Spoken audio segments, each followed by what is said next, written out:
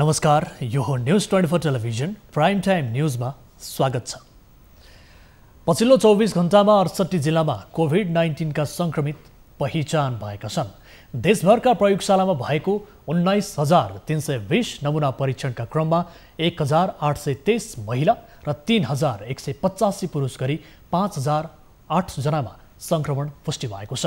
अर्थात् 3.85 जनाको परीक्षण गर्दा 1 जनामा संक्रमण पुष्टि भएको छ, जसमध्ये उपत्यकामा मात्रै 2600 जनामा संक्रमण देखिएको छ। 50% संक्रमित काठमाडौँ उपत्यकाका नै हुन्। सरकारी आँकडा अनुसार नै मृत्यु हुनेको संख्या पनि बढिरहेको छ। 24 घण्टामा 14 जनाले ज्यान गुमाएका छन्, अर्थात् हरेक 2 घण्टामा 1 जनाको मृत्यु भइरहेको छ। मृतकको संख्या रोकिएको छैन भने संक्रमित पनि रफ्तारले बढिरहेका छन्। यसबीचमा नजिकिएको चाडपर्व लक्षित गर्दै सरकारले स्वास्थ्य मापदण्ड जारी गरेको छ। दशैं तिहारमा थप संक्रमण फैलन सक्ने भएका कारण त्यसलाई रोक्न र संक्रमण हुन नदिन सरकारले अघि सारेका मापदण्ड पालना गर्ने दायित्व नागरिकको पनि हो। त्यसैले सङ्कटको यो घडीमा नागरिक स्तरबाट गर्न सकिने प्रमुख काम भनेकै सरकारले अघि सारेका नियम र कानुनको पूर्ण रूपमा पालना नै हो। किनभने महामारी सरकार एक्लैले नियन्त्रण गर्न सक्दैन। अब प्राइम टाइम न्यूजका हेडलाइन्स। देशभर थपिए अहिलेसम्मकै कोरोनाका उच्च संक्रमित 19,000 बढीको पीसीआर परीक्षणबाट 5,000 मा संक्रमण। उपत्यकामै 2600। पर्यटन मन्त्री भट्टराई पनि संक्रमित।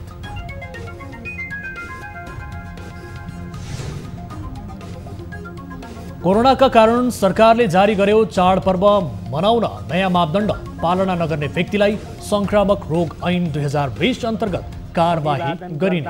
भौतिक दूरी कायम गरी टाढैबाट नमस्कार वा अभिवादन गर्ने। डाक्टर केसीलाई अनसन तोड्न सरकारी वार्ता टोलीको आग्रह। आकस्मिक र कोभिड बाहेकका सेवा बहिष्कार गर्ने चिकित्सक सङ्घको निर्णय। माइतीघरमा सरकार विरुद्ध प्रदर्शन। हामीलाई मतलब छैन भनेर एउटा ठुलो गम्भीर एउटा क्रिमिनल नेग्लिजेन्स। नेकपा अध्यक्षद्वय ओली र दाहालबीच बाक्लो भेटघाट भए पनि हुँदैन सहमति। भागभण्डामै नमिल्दा फुकेन सहमतिको गाँठो। नेतृत्वमाथि नेता कार्यकर्ता असन्तुष्ट।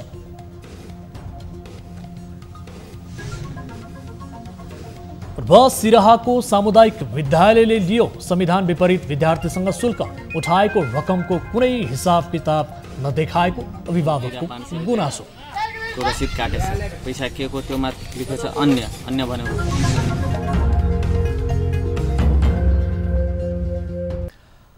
हामी निरन्तर न्यूजमा छौं। मुलुकमा अहिलेसम्मकै सबैभन्दा धेरै कोरोना भाइरसका संक्रमित फेला परेका छन्। पछिल्लो 24 घण्टामा 19,320 जनामा गरिएको परीक्षणबाट 5,008 जनामा संक्रमण देखिएको हो। यो अहिलेसम्मकै गरिएको सबैभन्दा धेरै परीक्षणबाट फेला परेको उच्च संक्रमितको संख्या पनि हो। आजसम्मको तथ्याङ्क अनुसार संक्रमित हुनेको संख्या 1,05,684 पुगेको छ।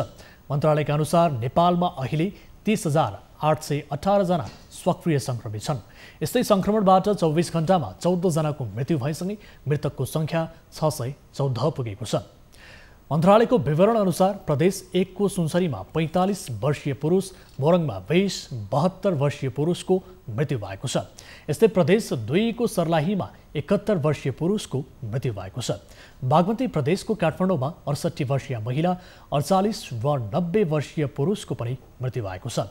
ललितपुरमा 43 र 49 वर्षीय पुरुष र भक्तपुरमा 68 वर्षीय पुरुषले कोरोनाका कारण ज्यान गुमाएका छन्। यस्तै मकवानपुरमा 77 वर्षीय पुरुष र धादिङमा 31 वर्षीय महिलाको ज्यान गएको छ। यस्तै गण्डकी प्रदेशको नवलपरासी पूर्वमा 36 वर्षीय पुरुष र लुम्बिनी प्रदेशको रूपन्देहीमा 57 वर्षीय पुरुषको कोरोनाका कारण ज्यान गएको छ। यस्तै सरकारको तथ्याङ्क अनुसार प्रदेश 1 को इलाममा 4 जना, उदयपुरमा 6 जना, ओखलढुङ्गामा 5, खोटाङमा 3, झापामा 48, ताप्लेजुङमा 1, तेह्रथुममा 1, धनकुटामा 11, भोजपुरमा 3, मोरङमा 369, सङ्खुवासभामा 9 र सुनसरीमा 394 जनामा भाइरसको संक्रमण देखिएको छ। यस्तै प्रदेश 2 को धनुषामा 11 जना, पर्सामा 36, बारामा 10, महोत्तरीमा 11, रौतहटमा 17, सप्तरीमा 6, सर्लाहीमा 19 र सिराहामा 18 जनामा संक्रमण देखिएको छ। यता बागमती प्रदेशको काठमाडौँमा 2100 जना, काभ्रेमा 35, चितवनमा 147, दोलखामा 8, धादिङमा 38, नुवाकोटमा 40, मकवानपुरमा 54, रामेछापमा 5, भक्तपुरमा 203, ललितपुरमा 369, सिन्धुलीमा 48 र सिन्धुपाल्चोकमा 6 जनामा संक्रमण पुष्टि भएको छ। यस्तै गण्डकी प्रदेशको कास्कीमा 51 जना, तनहुँमा 55 जना, गोरखामा 25, नवलपरासी पूर्वमा 36, लमजुङमा 2, बागलुङमा 12 र स्याङ्जामा 7 जनामा संक्रमण देखिएको छ। यता लुम्बिनी प्रदेशको अर्घाखाँचीमा 15 जना, कपिलवस्तुमा 10, गुल्मीमा 7, दाङमा 93, पाल्पामा 37, प्युठानमा 42, बर्दियामा 6, बाँकेमा 45, रूपन्देहीमा 215 जना र रोल्पामा 5 जनामा भाइरस देखिएको छ। यता कर्णाली प्रदेशको कालीकोटमा 1 जना, जुम्लामा 8, दैलेखमा 10, रुकुम पश्चिममा 11, सल्यानमा 12 र सुर्खेतमा 134 जनामा संक्रमण पुष्टि भएको छ। यस्तै सुदूरपश्चिम प्रदेशको अछाममा 6 जना, कञ्चनपुरमा 18, कैलालीमा 35, डडेलधुरा र डोटीमा 4 जना, दार्चुलामा 3, बझाङमा 10 र बैतडीमा 8 जनामा संक्रमण देखिएको छ। यता काठमाडौँ उपत्यकामा पछिल्लो 24 घण्टामा थप 2672 जना संक्रमित फेला परेका छन्। यो सँगै काठमाडौँ उपत्यकामा संक्रमितको कुल संख्या 40,472 पुगेको छ। काठमाडौँमा 32,603, ललितपुरमा 4,597, भक्तपुरमा 3,272 जना संक्रमित थपिएका छन्। यस्तै पछिल्लो 24 घण्टामा देशभर 12,1229 जनाको उपचारपछि निको भएर डिस्चार्ज भएका छन्। यो सँगै डिस्चार्ज हुनेको कुल संख्या 74,252 पुगेको छ। यसैगरी क्वारेन्टिनमा रहनेको संख्या 4,686 छ। होम आइसोलेसनमा रहनेको संख्या 17,164 छ भने संस्थागत आइसोलेसनमा 13,654 जना छन्। हालसम्म देशभर कुल 11,64,557 जनाको PCR विधिबाट परीक्षण भएको छ। यता संस्कृति, पर्यटन तथा नागरिक उड्डयन मन्त्री योगेश भट्टराईलाई कोभिड-19 पुष्टि भएको छ। शुक्रबार लिइएको स्वाब परीक्षणमा मन्त्री भट्टराईलाई कोभिड-19 कोरोनाको संक्रमण देखिएको हो। उहाँलाई कोरोनाको लक्षण देखिएको छ। सामाजिक सञ्जाल ट्विटर मार्फत संक्रमण भएको जानकारी दिनुभएका भट्टराईले ज्वरो आएको समेत बताउनु भएको छ। साथै पछिल्लो समय आफूसँग सम्पर्कमा आउनु भएकालाई परीक्षण गर्न पनि उहाँले आग्रह गर्नुभएको छ। मन्त्री भट्टराई केही दिन अघि ताप्लेजुङमा आयोजित कार्यक्रममा सहभागी भएर काठमाडौँ फर्कनु भएको थियो। सरकारले कोरोना भाइरसका कारण यस वर्ष चाडपर्व मनाउने नयाँ मापदण्ड सार्वजनिक गरेको छ। मापदण्ड पालना नगरेमा संक्रामक रोग ऐन 2020 अन्तर्गत कारबाही गरिने जनाइएको छ। दशैं तथा अन्य जात्रा तथा पर्वमा प्रसाद तथा टीका सकेसम्म वितरण नगर्न मन्त्रालयले भनेको छ। टीका तथा प्रसाद वितरण गर्नै परे कार्यक्रममा परिवारको 1 जना मात्रै सहभागी हुनुपर्ने, सकेसम्म आयोजकले घरमै प्रसाद वितरण गर्नुपर्ने मन्त्रालयले भनेको छ। एक रिपोर्ट। नेपालीको महत्त्वपूर्ण चाड हो दशैं। दशैं आउन 7 दिन बाँकी रहँदा सरकारले प्रमुख चाडपर्व, जात्रा तथा उत्सव मनाउँदा कोरोना संक्रमणबाट बच्न पालना गर्नुपर्ने जनस्वास्थ्यका मापदण्ड 2077 जारी गरेको छ। मापदण्ड घर परिवार वा समुदाय स्तरमा मनाइने सबै प्रकारका चाडपर्व, जात्रा र उत्सवहरूलाई ध्यानमा राखी बनाइएकाले देशभर लागू हुने स्वास्थ्य मन्त्रालयले जनाएको छ। मापदण्डमा व्यक्तिगत तहमा पालना गर्नुपर्ने अत्यावश्यक र अनिवार्य कुराहरू र आयोजकले पालना गर्नुपर्ने कुराहरू उल्लेख छ। चाडपर्व, जात्रा तथा उत्सवहरू मनाउँदा पालना गर्नुपर्ने जनस्वास्थ्यका मापदण्ड: धार्मिक स्थलमा हुने हरेक भेलामा वा कार्यक्रममा बढीमा 25 जना मात्रै भेला हुने व्यवस्था गर्ने। अभिवादन गर्दा भौतिक दूरी कायम गरी टाढैबाट नमस्कार वा अभिवादन गर्ने, तर अङ्गालो मार्ने वा शरीर छुने कुनै प्रकारको अभिवादन नगर्ने। देवी देवताका मूर्ति र धेरै व्यक्तिले प्रयोगमा ल्याउन सक्ने सामग्री नछुने। अनुहारको टी क्षेत्र, आँखा, नाक र मुख सकेसम्म नछुने। यदि छुनै परेमा हात धोई वा हातमा सेनिटाइजर प्रयोग गरी मात्र छुने। खोक्दा वा हच्चिउ गर्दा रुमाल वा टिस्यु पेपरले मुख छोप्ने, उक्त सम्भव नभएमा कुहिना दोब्याएर छोप्ने। सार्वजनिक स्थलमा जथाभावी नथुक्ने। र सम्भव भए बमोजिम पैसाको कारोबार गर्दा विद्युतीय माध्यमबाट कारोबार गर्ने। धार्मिक स्थलमा हुने हरेक भेला कार्यक्रममा बढीमा 25 जना मात्रै भेला हुने व्यवस्था गर्ने। अभिवादन गर्दा भौतिक दूरी कायम गरी टाढैबाट नमस्कार वा अभिवादन गर्ने र अँगालो मार्ने वा शरीर छुने कुनै प्रकारको अभिवादन नगर्ने। सतहहरू, देवी देवताका मूर्तिहरू, धेरै व्यक्तिहरूले प्रयोगमा ल्याउन सक्ने सामग्रीहरू नछुने। यस्तै चाडपर्व मनाउँदा आयोजकले व्यवस्थापन गर्नुपर्ने विषयहरू। भिडभाड व्यवस्थापनका लागि पर्याप्त जनस्वास्थ्यका सुरक्षा सहित तालिम प्राप्त कर्मचारी वा स्वयंसेवकहरूको व्यवस्था गर्ने। हात धुने साबुन पानीको पर्याप्त व्यवस्था वा सेनिटाइजरको उपलब्धता अनिवार्य मिलाउने। कार्यक्रम स्थलको सरसफाई र हरेक दिन कम्तीमा 2 पटक निसंक्रमीकरण गर्ने। देवी देवताका मूर्तिहरू आदि समय समयमा सफा गर्ने। व्यक्तिहरू बीचको सम्पर्क कम गर्नका लागि कार्यक्रमको अवधि जति सक्दो छोटो राख्ने। कार्यक्रम स्थलमा जनस्वास्थ्यका मापदण्ड र कोभिड-19 सम्बन्धी पोस्टर पम्पलेट पर्याप्त व अनिवार्य रूपले टाँस्ने। कार्यक्रम स्थलमा भौतिक दूरी कायम भए नभएको पालना गर्न सङ्केत र चिन्हहरू बनाई सहभागीहरूलाई पालना गर्न लगाउने। प्रवेशद्वारमा थर्मल थर्मोमिटरले तापक्रम जाँच गर्ने र 100.4 भन्दा बढी तापक्रम भएका व्यक्तिलाई कार्यक्रममा सहभागी नगराउने। स्थानीय तहमा रहेका स्थानीय प्रशासन, स्वास्थ्य तथा अन्य सरोकारवाला निकायसँग समन्वय गरी स्वास्थ्य र सुरक्षाको मापदण्ड पालना हुने गरी कार्यक्रमको उचित प्रबन्ध मिलाउने। जनस्वास्थ्यका मापदण्ड पालना नगर्ने र जथाभावी थुक्ने व्यक्तिलाई स्थानीय प्रशासनले संक्रामक रोग ऐन 2020 बमोजिम कारवाही गर्ने। फोहोर फाल्नका लागि वीरको ढकनी भएका फोहोरदानीको पर्याप्त व्यवस्था मिलाउने र व्यवस्थापन गर्दा सावधानी अपनाई सुरक्षित तवरले विसर्जन गर्ने। सकेसम्म प्रसाद तथा टीका वितरण गर्ने परेमा प्याकेजमा स्वस्थ व्यक्तिले पन्जा र ग्लोभ्स लगाएर प्याक गर्ने व्यवस्था मिलाउने र 2 मिटरको भौतिक दूरी कायम गरी वितरण गर्ने। भिडभाड व्यवस्थापनका लागि पर्याप्त जनस्वास्थ्यका सुरक्षा सहित तालिम प्राप्त कर्मचारी वा स्वयं सेवकहरूको व्यवस्था गर्ने। हात धुन साबुन पानीको पर्याप्त व्यवस्था वा सेनिटाइजरको उपलब्धता अनिवार्य मिलाउने। कार्यक्रम स्थलको सरसफाई र हरेक दिन कम्तीमा 2 पटक निसंक्रमीकरण डिसइन्फेक्ट गर्ने। सरकारी मापदण्ड अनुसार 60 वर्षभन्दा माथि र 12 वर्षभन्दा कम उमेर, गर्भवती, रोगी, प्रतिरोधी क्षमता कम भएका, अङ्ग प्रत्यारोपण गरेका र दीर्घरोगीलाई चाडपर्व र उत्सवमा उपस्थित नहुन आग्रह गरेको छ। त्यसबाहेक मापदण्ड अटेर गरेमा संक्रामक रोग ऐन 2020 अनुसार सजाय हुने समेत सरकारले चेतावनी जारी गरेको छ। कोरोना भाइरसको संक्रमण फैलिरहँदा यस वर्षको फुलपाती बढाई साङ्केतिक रूपमा आयोजना गरिने भएको छ। हरेक वर्ष सैनिक मञ्च टुडी खेलमा हर्ष उल्लासका साथ मनाइने फुलपाती यस वर्ष भने कोरोनाले गर्दा परम्परालाई निरन्तरता दिने गरी प्रतीकात्मक रूपमा मनाइने भएको हो। अघिल्ला वर्षका पूर्व, पश्चिम र दक्षिण पाटाबाट 84 जनाको गुलमलै बढाई गर्दै आएकोमा यस वर्ष 25 जनामा सीमित गरिएको छ। बढाई कार्यक्रममा प्रमुख अतिथिका रूपमा राष्ट्रपति सहभागी हुने परम्परा छ। कार्यक्रममा स्वास्थ्य सुरक्षा मापदण्डको पूर्ण पालना गर्ने सैनिक मुख्यालयको तयारी छ। यस वर्ष फुलपाती शुक्रबार परेको छ। डाक्टर गोविन्द केसीसँग वार्ता गर्न गठित सरकारी टोलीले केसीलाई अनसन तोड्न आग्रह गरेको छ। आज डाक्टर केसीका मागबारे शिक्षा मन्त्री गिरिराज मणि पोखरेल सहित प्रधानमन्त्रीसँग छलफल गरेको टोलीले त्यसपछि एक विज्ञप्ति निकाल्दै अनसन अन्त्य गर्न आग्रह गरेको हो।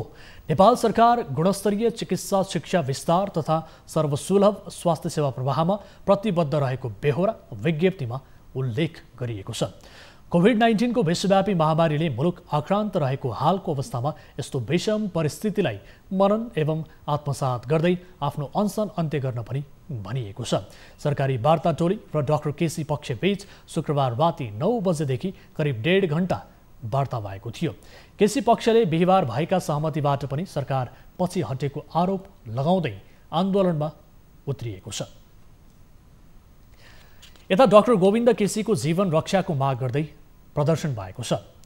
सोलिडेरिटी फर डाक्टर केसी अलायन्सले सहमतिलाई सुनिश्चित गर्न दबाव स्वरूप आज काठमाडौँको माइती घरमा प्रदर्शन गरेको हो। माइती घरमा प्रदर्शनका क्रममा अनसन बसेको 24 दिन कुरेको सरकारले वार्तालाई गम्भीरताका साथ नलिएको प्रदर्शनकारीको आरोप छ। शुक्रबार मध्यराति भएको वार्तामा पनि बिहीबार भएको सहमति पालना गर्न सक्दैनौ भनेर सरकारी वार्ता टोली पन्छिएको उनीहरूको आरोप छ। अनसनरत डाक्टर केसीको स्वास्थ्य अवस्थामा तलमाथि भए त्यसको जिम्मेवारी प्रधानमन्त्री केपी शर्मा ओली र शिक्षा मन्त्री गिरिराज मणि पोखरेलले लिनुपर्ने वार्ता टोलीका सदस्य अधिवक्ता ओम प्रकाश अर्यालले बताउनुभयो। कारणले हो किन भन्दा हामीले समझदारी जुटाइसकेका थियौँ। 22 गते राति समझदारी भइसकेको थियो दुईटै वार्ता टोलीको बीचमा। तर उहाँहरूले पछि एकाएक त्यसबाट पछि फर्किने उहाँहरूले त्यो निर्देशन दिनुभयो प्रधानमन्त्री र मन्त्रीज्यूले। यो उहाँहरूको बदनियतको कारणले हो। यो बदनियतको पछाडि के छ भने भोलि चाहिँ जस्तोसुकै परिस्थिति आओस्, डाक्टर केसीको जीवनमा जस्तोसुकै सङ्कट आओस्, जस्तोसुकै दुर्घटना होस्, तर हामीलाई मतलब छैन भनेर एउटा ठुलो गम्भीर एउटा क्रिमिनल नेग्लिजेन्सी हो उहाँहरूको। यो चिकित्सा शिक्षा सुधारका विभिन्न माग राख्दै 19औं पटक अनसनरत डाक्टर केसीको आज अनसनको 27औं दिन हो। यसैबीच नेपाल चिकित्सक सङ्घले सरकारले डाक्टर गोविन्द केसीसँगको वार्तालाई गम्भीर रूपमा नलिई खेलाची गरेको भन्दै आन्दोलन चर्काउने निर्णय गरेको छ। आज बसेको सङ्घको बैठकले भोलि देशभरका स्वास्थ्य संस्था तथा अस्पतालमा आकस्मिक र कोरोनाका सेवा बाहेक सम्पूर्ण स्वास्थ्य सेवा पूर्ण रूपमा बहिष्कार गर्ने जनाएको हो। 25 गते आइतबारसम्म पनि सत्याग्रहको अन्त्य नभएको अवस्थामा अझ कडा आन्दोलनका कार्यक्रम गर्न बाध्य हुन सक्ने सङ्घले चेतावनी दिएको छ। सङ्घद्वारा घोषणा गरिएका विरोधका कार्यक्रमबाट उत्पन्न हुन सक्ने जुनसुकै परिस्थितिप्रति नेपाल सरकार नै जिम्मेवार हुने चिकित्सक सङ्घले जनाएको छ। यसैबीच केसी पक्षले भने सरकारले वार्ताका माध्यमबाट समस्या समाधान गर्न गम्भीरता नदेखाएको भन्दै केसीको जीवन रक्षाका लागि दबाब दिन सडक आन्दोलनको आह्वान गरेको छ। सत्तारूढ दल नेकपाभित्र हुने कुनै पनि विषयलाई निष्कर्षमा पुर्याउने जिम्मा अध्यक्षद्वय केपी शर्मा ओली र पुष्पकमल दाहालको काँधमा हुने गर्दछ। सचिवालय सदस्यले समेत हरेक विषयलाई टुङ्गोमा पुर्याउने जिम्मा अध्यक्षद्वयलाई नै दिने गर्दछ। गत असोज 6 गते बसेको सचिवालय बैठकले पार्टी एकताका कामलाई पूर्णता दिने विषयमा प्रस्ताव ल्याउने जिम्मेवारी अध्यक्षद्वय र महासचिवलाई दिएको थियो। 10 दिनभित्र एकताको प्रस्ताव ल्याउने जिम्मेवारी दिए पनि अझैसम्म प्रस्ताव तयार भइसकेको छैन। उता मन्त्री परिषद पुनर्गठन गर्ने विषय पनि अध्यक्षद्वय बीच सहमति जुट्न नसक्दा धकेलिएको छ। एक रिपोर्ट।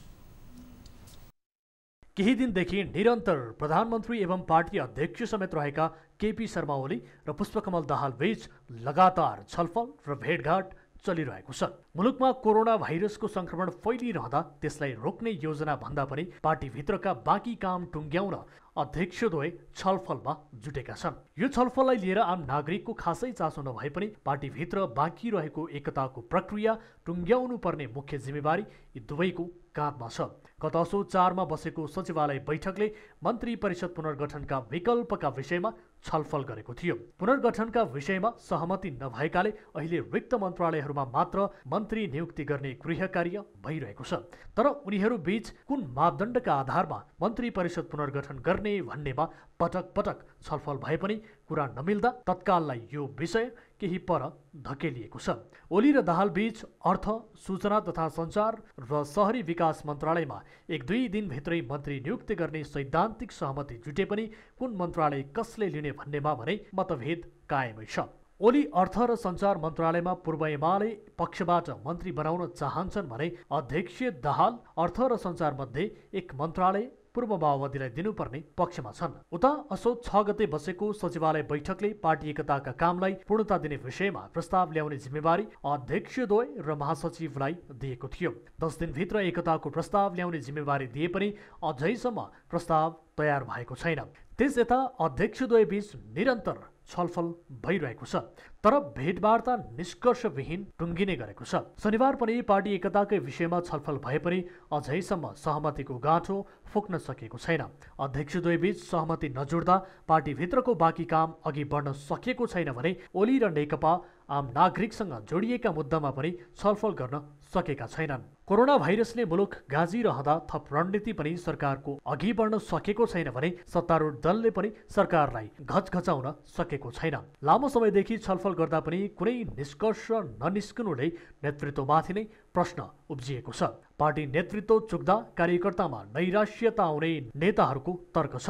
हुन पनि सबै विषयमा कुरा मिले पनि अध्यक्षद्वयबीच भागभण्डामा कुरा नमिल्नु नै अहिलेसम्म छलफल निष्कर्ष उन्मुख नहुनुको जड भएको एका थरीको दाबी छ। यस्तो परिस्थितिमा कहिले आइस ब्रेक हुन्छ भन्ने कौतूहल नेता कार्यकर्तामा देखिन थालेको छ। न्युजहरू अझै बाँकी छन्, अहिलेलाई ब्रेक।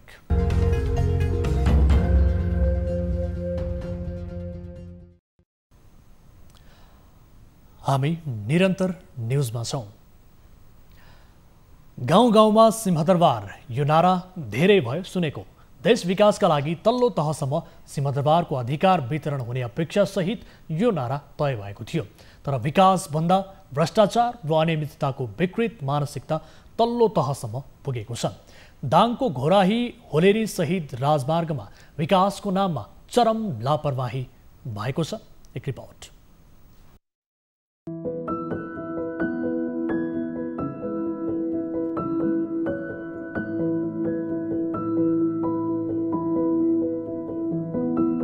यो दृश्य दाङको घोराही होलेरी शहीद राजमार्गको हो। संघीय सरकारको 46 करोडमा कालोपत्रे भएको सडक 2 वर्ष नपुग्दै भत्किएको छ। मानिसहरू हिँडडुल गर्न त के, सवारी साधन गुड्न समेत ठूलो समस्या भएको छ। दाङको घोराहीदेखि रोल्पाको होलेरीसम्मको सडक कालोपत्रे भएको 2 वर्ष नपुग्दै भत्किएको छ। हामीले चाहिँ के भनेको छ, तपाईँ मुद्दा गर्ने तपाईँको अधिकार हो, तर बनाएर तपाईँलाई हामीले सम्झौता गरे हो, सम्झौता अनुसार तपाईँले बाटो बनाएर दिनुपर्ने हो। त्यो बाटो चाहिँ हामीलाई बनाएर दिनुपर्छ, होइन भने कन्ट्र्याक्ट डकुमेन्टमा जे गर्नु भनेको छ त्यही हामी गर्ने हो भने। घोराही होलेरी शहीद राजमार्ग पूर्ण रूपमा उजाड बनेपछि स्थानीयलाई ठूलो समस्या भएको छ। 2074-75 मा संघीय सरकारको 46 करोड बजेटले दाङको घोराहीदेखि रोल्पाको होलेरीसम्म कालोपत्रे भएको थियो, जुन 1.5 वर्षमै उक्किएपछि रोल्पाका स्थानीयहरू अचम्मित भएका छन्। कालोपत्रे निर्माण कामको जिम्मा लिएको सिल प्यासिफिक जेबी निर्माण कम्पनीले गुणस्तरहीन काम गरेपछि शहीद मार्ग 1.5 वर्षमै भत्किएको हो। कालोपत्रे भएको सडकमा ठूलठूला खाल्टाखुल्टीहरू समेत बनेका छन्। सिमेन्ट फ्याक्ट्रीले गलत गरेका छ, टिप्परहरूले चाहिँ बदमासी गरेका छन्। टिप्पर चलाउनेहरूले अब यो मापदण्डभन्दा बढी लोड हालेर चाहिँ बर्बाद गरिदिएका छन्। अब हामीले मापदण्ड अनुसार हामीले बनाएकै छौँ भन्ने ठेकदारको भनाइ छ। अब उता टिप्परवाला अथवा चाहिँ त्यो के अरे सिमेन्ट खानी त्यो फ्याक्ट्रीले सोद्धाखेरि त्यहाँको अधिकारी व्यक्तिले हामीले नेपाल सरकारलाई महँगो कर तिरेका छौँ सर, अनि हामीले यहाँ नचलाएर कहाँ चलाउने भन्नुहुन्छ। अनि जानेका हामी सर्वसाधारण गएर हाम्रो न्याय कसले दिलाइदिनु, हाम्रो सर्वसाधारणको कुरा कसले सुनिदिने। सडकको ग्राभेलसम्म उक्किएर हिउँ धुलामे र वर्षामा हिलामे भएपछि यात्रुहरू कष्टकर यात्रा गर्न बाध्य भएको स्थानीयको गुनासो छ। यस्तै यात्रा गर्दा मृत्युसँगै साक्षात्कार गर्नुपर्ने बाध्यता रहेको छ। विकास निर्माणको जिम्मा लिएको कम्पनीको लापरवाही र गुणस्तरहीन सामग्री प्रयोगका कारण विकासको उपमा पाएको यो सडक मृत्यु राजमार्ग बन्दै आएको छ। यो हामीले भनेका होइनौं, यो त स्थानीय अगुवा दीर्घ बहादुर खड्काले दुखेसो पोखेका हुन्। लुम्बिनी प्रदेशको पहाडी जिल्ला जोड्ने मुख्य राजमार्गको यस्तो बिजोग हुँदा पनि लुम्बिनी प्रदेशदेखि स्थानीय सरकारहरू मुख दर्शक बनेका छन्। दशैं तिहार नजिकिएसँगै भ्रिकुटी मण्डपको खुला बजारमा कपडा किन्नेहरूको घुइँचो लाग्ने गर्दछ। मध्यम तथा निम्न वर्ग आकर्षित गर्ने यो बजारमा सधैँझै यस वर्षको दशैं नजिकै गर्दा खासै घुइँचो भने छैन। चाडबाडको मुखमा पनि बोहनी गर्न समेत हम्मे परेपछि व्यवसायीहरू चिन्तित बनेका छन्।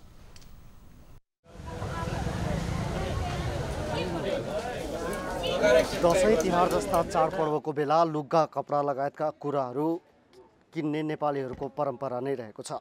भ्रिकुटी मण्डपको यो खुल्ला बजार लुगा कपडा लगायत जुत्ताहरू जस्ता सामग्रीको लागि प्रख्यात छ। अहिले दशैं तिहार पनि नजिकिएको छ। यस्तो अवस्थामा यहाँको व्यापार व्यवसाय कस्तो छ त?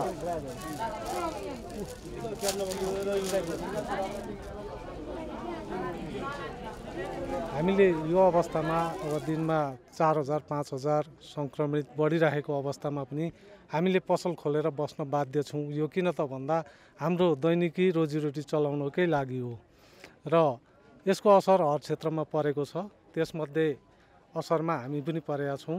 अब व्यापारका कुरा गर्ने हो भने अहिलेको यो अवस्थामा धेरै व्यापार हुने समय हो।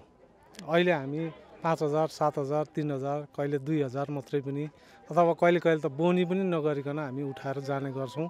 यो चहलपहल आज मात्रै हो कि अरू दिन पनि? आज अलि शनिबार चाहिँ अलिकति, अरू बेला छैन।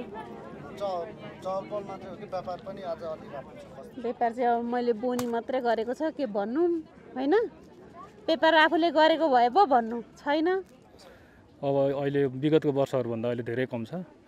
विगतको वर्षहरूमा अहिले यतिखेरको टाइम भनेको हाम्रो खाजा खाने फुर्सद पनि नहुने टाइम हो। अब अहिले चाहिँ बोनी हुन नि गाह्रो भइरहेछ। अब बिहान 7 बजीदेखि अब भर्खर कहिले बोनी गर्नुभयो, कहिले बोनी गर्ने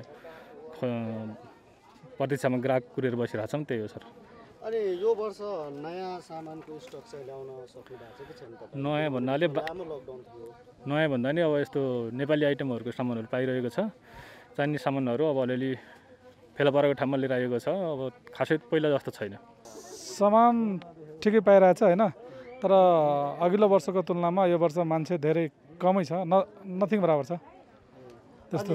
मूल्यहरूमा चाहिँ के छ? मूल्य त उस्तै लाग्यो। अघिल्लो वर्ष पनि त्यस्तै थियो, यो वर्ष पनि त्यस्तै छ। त्यस्तै मूल्य लाग्यो। महँगो बढे जस्तो लागेन।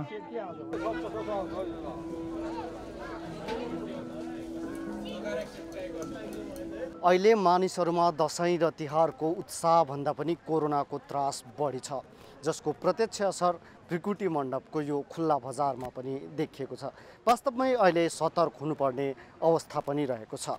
क्यामेरामा अशोक मानन्दरको साथमा प्रशान्त ठाकुर, काठमाडौँ। संविधानको धारा 31मा शिक्षाको हक सम्बन्धी व्यवस्था छ। यसमा कुनै पनि विद्यार्थीले कम्तीमा माध्यमिक तहसम्म निःशुल्क शिक्षा पाउने अधिकार दिएको छ। तर सिराहाको एउटा सामुदायिक विद्यालयले शुल्क असुल्दै संविधानको भावना विपरीत काम गरेको पाइएको छ। एक रिपोर्ट। नेपाल सरकारको शिक्षा नियमावली अनुसार सामुदायिक विद्यालयमा कुनै पनि नाममा विद्यार्थीसँग शुल्क नलिने व्यवस्था गरेको छ। सिराहाको एक सामुदायिक विद्यालयले नियम विपरीत शुल्क उठाएको पाइएको छ। सिराहा नगरपालिका 17 माडरमा रहेको वज्रमोहन झब्बुराम जनता माध्यमिक विद्यालयले पुस्तक वितरण गरे बापत विद्यार्थीसँग नियम विपरीत शुल्क असुल गरिरहेको छ। विद्यार्थीलाई पुस्तक लिन आउँदा कक्षा 6 देखि 8 सम्मका विद्यार्थीलाई 350 रुपैयाँ र कक्षा 9-10 का विद्यार्थीलाई 500 रुपैयाँ गरेर नियम विपरीत रकम असुली गर्दै गरेको विद्यार्थीहरूले गुनासो गरेका छन्। वज्रमोहन झब्बुराम जनता माध्यमिक विद्यालय माडर अनि पुस्तक वितरण गर्दा हामीहरूबाट 500 रुपैयाँ लिएको छ। विद्यार्थीहरूलाई पुस्तक लिन आउँदा शुल्क तिर्नुपर्ने र विद्यालयले बिलको अन्य विवरणको शीर्षकको बिल आफूहरूलाई दिएको विद्यार्थीहरूले गुनासो गरेका छन्। श्री वज्रमोहन झब्बुराम जनता माध्यमिक विद्यालय माडर सिराहा त्यो 500 रुपैयाँ बुक लिँदा 500 रुपैयाँ को रसिद काटेछ। पैसा के को त्योमा लेखेछ अन्य भनेको केमा पैसा लिएछ 500 रुपैयाँ। गत वर्ष पनि यसरी नै अन्य शीर्षकमा रकम उठाएको तर त्यसको कुनै लेखाजोखा तथा कुनै हिसाब नदेखाएको अभिभावकको गुनासो छ। किताब लिँदा जाँदा किताबको पैसा 350 रुपैयाँ लियो, तर उसलाई रसिद दिँदा अन्य रसिद दिएर उसलाई अन्य। हाल यस विद्यालयमा प्राय सीमान्तकृत समुदाय र विपन्न समुदायका बालबालिकाहरू अध्ययनरत छन्। संविधानमा के छ? नेपालको संविधानको धारा 31मा शिक्षा सम्बन्धी हक उल्लेख छ। प्रत्येक नागरिकलाई आधारभूत शिक्षामा पहुँचको हक हुने, प्रत्येक नागरिकलाई राज्यबाट आधारभूत तहसम्मको शिक्षा अनिवार्य निःशुल्क हुने, माध्यमिक तहसम्मको शिक्षा निःशुल्क पाउने र अपाङ्गता भएका र आर्थिक रूपले विपन्न नागरिकहरूलाई कानुन बमोजिम निःशुल्क उच्च शिक्षा पाउने। देशमा बढ्दै गएको बलात्कारको घटना विरुद्ध काठमाडौँको बसन्तपुर दरबार क्षेत्रमा धरना दिइएको छ। बलात्कारको घटनाप्रति सरकार संवेदनशील नभएको भन्दै युवाहरूको समूहले आँखामा कालो पट्टी बाँधेर धरना दिएका हुन्। बलात्कारीलाई फाँसी अथवा आजीवन कारावासको सजाय हुनुपर्ने उनीहरूको माग छ। धरनाको क्रममा विभिन्न नारा लेखिएका प्लेकार्ड समेत प्रदर्शन गरिएको छ। बलात्कारको घटनाले महिलाहरूका लागि दिन प्रतिदिन असुरक्षा बढेको उनीहरू बताउँछन्। बलात्कार सम्बन्धी कानुन कार्यान्वयनमा समेत फितलो भएका कारण महिलाहरू डराएर बस्नुपर्ने अवस्था आएको उनीहरूको बुझाइ छ। हाम्रो देशमा रुल्स एन्ड रेगुलेसन भए तापनि हाम्रो देशमा कुनै रुल्स एन्ड रेगुलेसन राम्रोसँग इम्प्लिमेन्ट भएको छैन। एन्ड हाम्रोमा के हो भने रेपिस्टहरूलाई चाहिँ बेल हुनु हुँदैन, किनकि त्यस्तो गर्दाखेरि उहाँहरूले अझै धेरै मोटिभेट भएर अझै धेरै सोसाइटीमा यस्तो घटनाहरू चाहिँ घटाउन सक्नुहुन्छ। त्यही भएर रेपिस्टहरूलाई चाहिँ कि त भने डेथ पेनल्टीकै पनिसमेन्ट हुनुपर्छ कि भने लाइफ टाइम जेलको सजाय हुनुपर्छ भन्ने चाहिँ हाम्रो माग हो। बलात्कार सम्बन्धी कानुनलाई अझ कडा बनाएर त्यसको प्रभावकारी कार्यान्वयन गर्न सरकारसँग उनीहरूले माग गरेका छन्। रामेछापमा 2064 सालदेखि सञ्चालनमा आएको सामुदायिक अध्ययन केन्द्र बजेट अभावका कारण बन्द भएको छ। दोरम्बा गाउँपालिकाको दोरम्बा बजारमा रहेको अध्ययन केन्द्र बजेट अभावका कारण देखाउँदै बन्द गरिएको हो। बालबालिकालाई अध्ययनमा सहज होस् भन्ने उद्देश्यले 2064 मा सञ्चालित अध्ययन केन्द्र बन्द भएको छ। केन्द्र बन्द भएसँगै उक्त क्षेत्रका बालबालिका अध्ययनबाट प्रभावित बनेका छन्। गैर सरकारी संस्था आरआरएनले 3वटा डेस्कटप कम्प्युटर र 1 थान प्रिन्टर समेत सहयोग गरेको थियो। तर उक्त कम्प्युटर चलाउने प्राविधिक नहुँदा र जनशक्ति थप्ने बजेट अभावका कारण कम्प्युटर कोठामै थन्किएको केन्द्रले जनाएको छ। चारैतिरको मान्छेहरू आइपुग्छन् हैन, यो चाहिँ बजारमा यो चाहिँ सेन्टरमा भएको हुनाले अब यहाँ त चारैतिरको मान्छे आइपुग्छ यहाँ चाहिँ। तैपनि यसलाई भने जति हैन हामीले जति गर्नुपर्ने त्यति व्यवस्थापन चाहिँ हामीले गर्न सकिराखेको छैन। अब त्यो चाहिँ मुख्य चाहिँ आर्थिक कारणले नै हो। सामुदायिक अध्ययन केन्द्रलाई नेपाल सरकारले वार्षिक 1 लाख रुपैयाँ दिँदै आएको छ। उक्त रकमबाट अध्ययन केन्द्रमा 1 जना सामाजिक परिचालक भर्ना गरिएको छ। सरकारबाट प्राप्त रकमले सामाजिक परिचालकलाई नै तलब खुवाउन गाह्रो भएकाले कम्प्युटर प्राविधिक कर्मचारी भर्ना गर्न नसकिएको अध्ययन केन्द्रका सञ्चालक बताउँछन्। कम्प्युटरहरू राखेको थियो पहिला, तर अब अहिले चाहिँ त्यसमा केही समस्या अब त्यहाँ बजेटको अभावले गर्दाखेरि जुन एउटा सञ्चालनमा समस्या देखिएको छ, त्यसको लागि चाहिँ हामी गाउँपालिकाले आवश्यक बजेट विनियोजन गरेर त्यसको जुन सामुदायिक अध्ययन केन्द्रलाई चाहिँ हामी व्यवस्थित गर्छौँ। स्थानीय सरकार गाउँमा गए पनि अध्ययन केन्द्रलाई आवश्यक पर्ने बजेट नदिँदा अध्ययन केन्द्र बन्द हुन पुगेको हो। अब बिजनेस न्युज।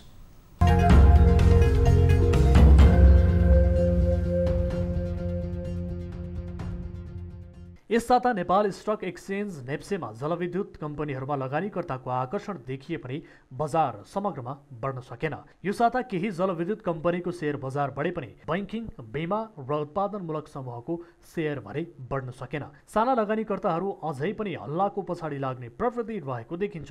बजारमा जलविद्युत कम्पनीको सेयरमा आकर्षण बढेको तर अन्य कम्पनीहरू माथि उठ्न नसकेको विश्लेषकहरूको भनाइ छ। हप्ताभरि नै जुन चलेको सेक्टर हो त्यो चलेको सेक्टर हाइड्रो पावरको सेक्टर मात्रै बढी चलेको देखियो र अरू सेक्टरहरूले अलिकति माथि चल्ने प्रयास हप्ताको सुरुवाती दिनमा केही माथि चल्ने प्रयास गरे पनि लास्टमा गएर उनीहरू खासै चल्न सकेको हामीले देखेका छैनौँ।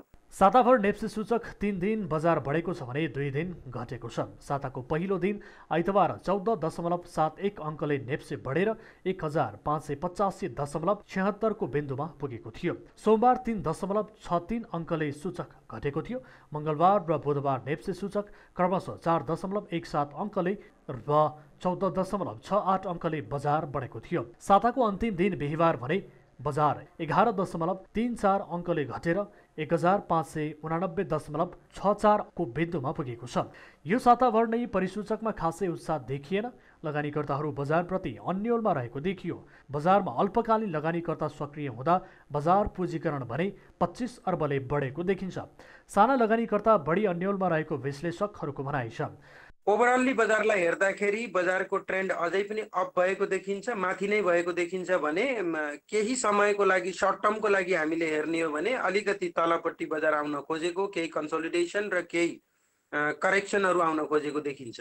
अनलाइनका माध्यमबाट कारोबार गर्ने लगानीकर्ताहरूको सङ्ख्या भने बढेको छ। कोरोना र लकडाउनका कारण बजारमा लगानीकर्ताहरू अझै पर्ख र हेरको अवस्थामा छन्।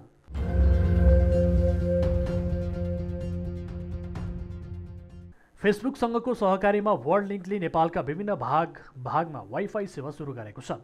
वर्ल्ड लिङ्क र फेसबुकले नेपालका 7500 स्थानमा एक्सप्रेस वाइफाई दिन लागेको हो। वर्ल्ड लिङ्कले फेसबुकको सहकारीको विषयमा आधिकारिक रूपमा जानकारी गराउँदै फेसबुकले उपलब्ध गराउँदै आएको एक्सप्रेस वाइफाई नेपालका सार्वजनिक स्थानमा उपलब्ध गराइने जनाएको छ। फेसबुकले एक्सप्रेस वाइफाईका लागि विभिन्न देशमा रहेका स्थानीय इन्टरनेट सेवा प्रदायकसँग सहकार्य गर्दै आएको छ। हाल एसियाका भारत र नेपालमा मात्र यस्तो सेवा उपलब्ध गराउन लागेको वर्ल्ड लिङ्कले जनाएको छ। दुई कम्पनी बीचको सहकार्यबाट नेपालमा सस्तो, भरपर्दो र उच्च गतिको पब्लिक वाइफाई प्रदान गरिन लागेको हो। फेसबुकले वर्ल्ड लिङ्कलाई आवश्यक पूर्वाधार तथा सामग्री समेत उपलब्ध गराउने बताइएको छ।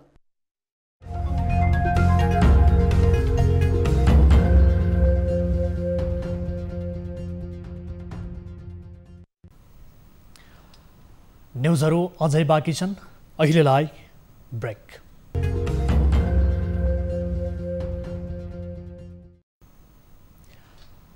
हामी निरन्तर न्युजमा छौँ। अब सम्झना भुजेलका साथमा फटाफट न्युज।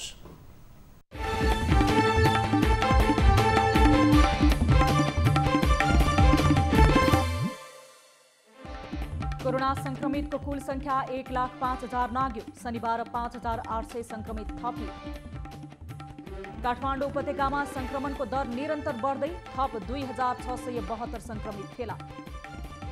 पछिल्लो 24 घण्टामा 1,229 जना संक्रमित निको भए। 74,000 बढीले गरे स्वास्थ्य लाभ। उपत्यकामा आइसियु अभाव, दक्ष जनशक्ति नहुँदा बाहिरको सञ्चालनमै आएन। सक्रिय संक्रमित बढे पनि खाली भएका आइसियु प्रयोगविहीन। डाक्टर केसीको जीवन रक्षाको मागमा आइतबार सेवा बहिष्कार गर्दै चिकित्सक संघ। आकस्मिक बाहेकका सबै सेवा बन्द गर्न निर्णय। अनसन अन्त्य गर्न डाक्टर केसीलाई सरकारी वार्ता टोलीको आग्रह। गुणस्तरीय चिकित्सा शिक्षाको विस्तार तथा सर्वसुलभ स्वास्थ्य सेवा प्रवाह गर्न सरकार प्रतिबद्ध रहेको भनाई। जनता समाजवादी पार्टी जसपा नेपालले कार्तिक पहिलो साता केन्द्रीय कार्यकारिणी समितिको बैठक बोलायो। विधान संशोधन, कार्यविभाजन र पार्टी समायोजन लगायतका विषयमा छलफल हुने। नेपाली कांग्रेसको भोलि बस्ने भनिएको केन्द्रीय कार्य समिति बैठक स्थगित। पूर्व कोषाध्यक्ष रामबाबु प्रसाईको निधन भएका कारण बैठक स्थगित गरिएको भनाई। साझा पार्टीका प्रवक्ता शरदराज पाठक नियुक्त। 6 महिनादेखि सहप्रवक्ताको भूमिका निर्वाह गर्दै आएका केन्द्रीय सदस्य पाठकलाई प्रवक्ता नियुक्त गरिएको प्रेस विज्ञप्ति मार्फत जानकारी। चाडपर्वको समयमा सावधानी अपनाउन स्वास्थ्य मन्त्रालयको आग्रह। धार्मिक कार्यक्रममा सहभागी हुँदा बढीमा 25 जना मात्रै भेला हुन पाउने भनाई। यस वर्षको फुलपाती बढाई परम्परालाई निरन्तरता दिन सांकेतिक रूपमा मात्र आयोजना गरिने। कोभिड-19 को संक्रमणबाट सिर्जित परिस्थितिका कारण हर्षोल्लासका साथ नमनाउने भनाई। पुनर्निर्माण सम्पन्न भएपछि यस वर्षको तिहारमा सर्वसाधारणका लागि ऐतिहासिक रानी पोखरी खुल्ला हुने। दशैं अघि नै राष्ट्र प्रमुखबाट उद्घाटन गर्ने तयारी। राजा आऊ देश बचाओ भन्दै काठमाडौँमा विशाल प्रदर्शन। राष्ट्रस्था चाहियो र गणतन्त्र खारेजी गर उनीहरूको माग। कर्मचारी आन्दोलनमा उत्रिएपछि 13 दिनदेखि जानकी मेडिकल कलेजमा आकस्मिक बाहेकका सबै सेवा ठप्प। विगतमा पटक पटक भएका सहमति कार्यान्वयन नगरेको आरोप। मोरङको बेलबारीमा जुवा खेलिरहेका 6 जना पक्राउ। 1 सेट कौडा, 3 बुकतास र 2,53,000 नगद बरामद। महोत्तरीको मनोरा सिस्वा 1 का 6 वर्षीय बालिकालाई बलात्कार गरेको आरोपमा 1 युवक पक्राउ। पक्राउ पर्नेमा स्थानीय 21 वर्षीय प्रिन्स ठाकुर। देवखुरीको लमही कोइलाबाद सडक निर्माण सकियो। भारतसँग छोटियो प्रदेश राजधानीको दूरी। सुदूरपश्चिममा प्रहरीले बनायो विशेष सुरक्षा योजना। दशैं तिहार र छठ पर्वलाई लक्षित गर्दै प्रहरीले सुरक्षा रणनीति तयार पारेको भनाई। युट्युबलाई नै सपिङ हब बनाउँदै गुगल, अमेजन र अलिबाबा जस्तै फरक किसिमको सपिङ डेस्टिनेसन बनाउने योजना। चीनसँग तनाव बढ्दै जाँदा ताइवानद्वारा रक्षा प्रणाली मजबुत बनाउने घोषणा। समुद्री सीमा ताइवान स्ट्रेटमा हुँदै आएको सैन्य विस्तार र उत्तेजनाको सामना गर्ने चेतावनी। नोभेम्बर 24सम्म हाजिर हुन पाकिस्तानको पूर्व प्रधानमन्त्री नवाज शरीफलाई अदालतको आदेश। उपचार गराउन भन्दै शरीफ अदालतबाट बिदा लिएर लन्डनमा। लेबनानमा तेल ट्याङ्कर विस्फोट हुँदा 4 जनाको मृत्यु, 20 घाइते। घटनाको बारेमा अनुसन्धान भइरहेको सरकारी अधिकारीहरूको भनाई। रुसले हस्तक्षेप गरेपछि अर्मेनिया र अजरबैजान अस्थायी युद्धविराम गर्न तयार। रुसको मध्यस्थतामा अजरबैजान र अर्मेनियाका अधिकारीहरूबीच मस्कोमा 10 घण्टा लामो वार्ता। र चीनले मात्र दियो 1000 बढीलाई मृत्युदण्ड। 106 मुलुकमा उन्मूलन।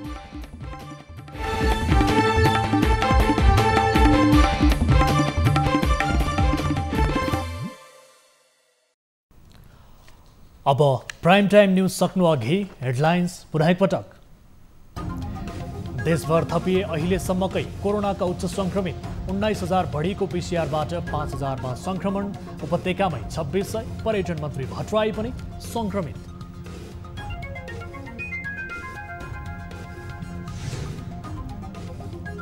कोरोनाका कारण सरकारले जारी गर्यो चाडपर्व मनाउन नयाँ मापदण्ड। पालना नगर्ने व्यक्तिलाई संक्रामक रोग ऐन 2020 अन्तर्गत कारबाही गरिने। अभिवादन गर्दा भौतिक दूरी कायम गरी टाढैबाट नमस्कार वा अभिवादन गर्ने।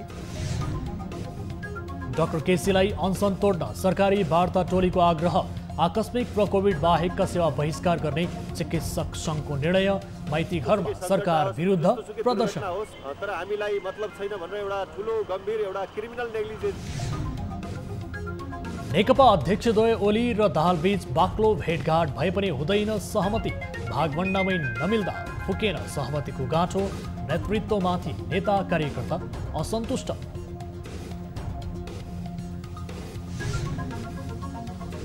र सिराहाको सामुदायिक विद्यालयले लियो संविधान विपरीत विद्यार्थीसँग शुल्क। उठाएको रकमको कुनै हिसाब नदेखाएको अभिभावकको गुनासो। रसिद काटेछ, पैसा के को त्योमा लेखेछ अन्य भन्यो।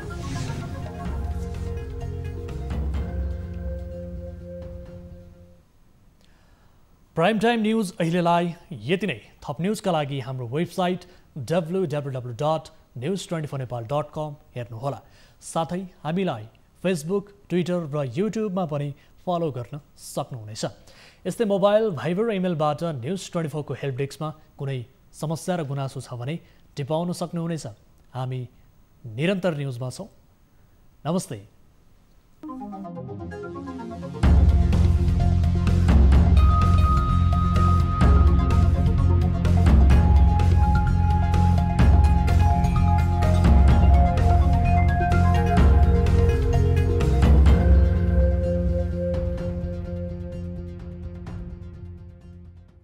प्राइम टाइम न्यूज का साथ में प्रोटेक्ट मल्टीपर्पज डिसइन्फेक्टेन्ट लिक्विड। कोरोनाले सृजना गरेको संकटमा पल पलका न्यूज अपडेट र हर क्षेत्रको कभरेजका लागि न्यूज 24 नेपाल युट्युब च्यानललाई सब्स्क्राइब गर्नुहोला।